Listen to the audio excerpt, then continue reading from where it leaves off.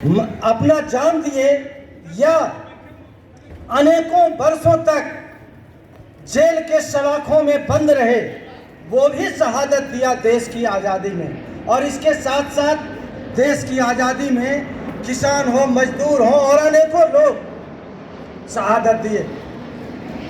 और ऐसे शहादत देने वालों का लक्ष्य क्या था? वो भगत सिंह के सपनों का भारत देखना चाहते थे।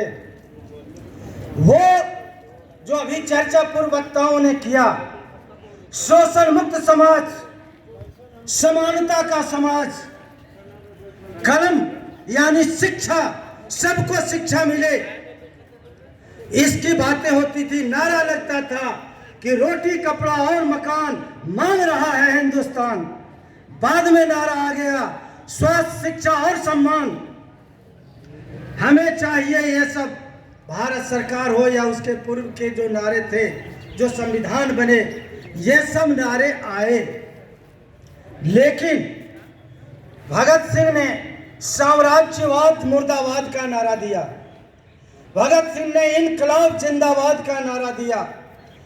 भगत सिंह ने कहा, एक जो कहते हैं कि जैसे धारा के साथ चलने वाले मुर्दा होते हैं और धारा के विपरीत चलने वाले वो जिंदा होते हैं और वो संघर्ष करते हैं, लड़ते हैं। भगत सिंह जैसे लोग उसी पद के थे और उन्होंने समाज को बदलने का, समाज में जो उत्पीड़न था, शोषण था, उससे मुक्त समाज को करने का बीड़ा उठाया और शहादत दिया। बम के धमाकों से उसने ये कहने का और दिखाने का प्रयास किया कि ये गूंगे बहरे जो अंग्रेज हैं, जो शोषण करवा रहे हैं उस समय के जमींदारों और धन सेठों से, ये गूंगे बहरे न किसानों की बात सुनेंगे, न मजदूरों की बात सुनेंगे, न मेहनत कश आवाम की बात सुनेंगे। तो इसे सुनाने के लिए बम की धमाकों की जरूरत है। और बम की धमाका दे करके और पूरे देश के नौजवानों को उन्होंने उत्तेजित कर दिया और तब आगे चलकर देश को आज़ादी मिली।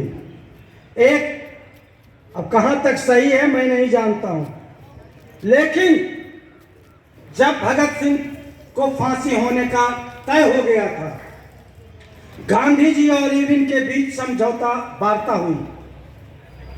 समझौता वार्ता करके गांधी जी बाहर आए। पत्रकारों ने गांधी जी से पूछा कि गांधी जी 24 मार्च को, आज 23 है, 24 मार्च को 3 देश के सपूतों का फांसी होना है, उस संबंध में क्या आपने वार्ता किया? गांधी जी ने कहा कि ऐसे बिगड़े पगड़े नौजवानों के लिए हमारे पास वार्ता के लिए कोई शब्द नहीं था। पेपर में लीक हो गया, पेपर में बातें आई। गांधी जी ने चिट्ठी लिखा, भगत सिंह ने चिट्ठी लिखा, गांधी जी हम तो चले जाएंगे, लेकिन आप जिस रास्ते पर चल रहे हैं उस रास्ते पर आजादी किसकी होगी? आजादी उस समय के धन्ना सेठ जितना थे, चाहे बिरला हो, टाटा हो, गोयनका हो और दूसरे थे, क्या आजादी उसकी होगी जिस गोयनका के खर्चे पर आप चलते हैं? या आजादी मजदूरों का और किसानों का, उसकी आजादी होगी? उस समय गांधी जी ने उनके इस बातों को टाल दिया, कहा अभी इस पर विचार करने की जरूरत नहीं है। तो मित्रों, आज जो स्थिति है, चाहे स्वास्थ्य का सवाल है, शिक्षा का सवाल है, अभी जो हम देखता हूं राजनीतिक अपराधीकरण का सवाल है, हम अधिवक्ताओं के सामने आजादी की लड़ाई में भी संघर्ष के लिए हमारे सामने कंधे पर भार था, आज भी हमारे सामने है। हम इसके खिलाफ लड़ने के लिए आगे आए, बढ़ें और भगत सिंह को अपना एक प्रतीक मानकर आगे बढ़ते रहें। और यही कहकर मैं अपनी बात समाप्त करता हूं। अगर कुछ समय अधिक लिया तो इसके लिए संचालक महोदय जो 1 मिनट का समय दिए थे, माफी मांगता हूं। बहुत बहुत धन्यवाद। अब मुनीश्वरम जी को बुलाता हूँ आए, क्योंकि और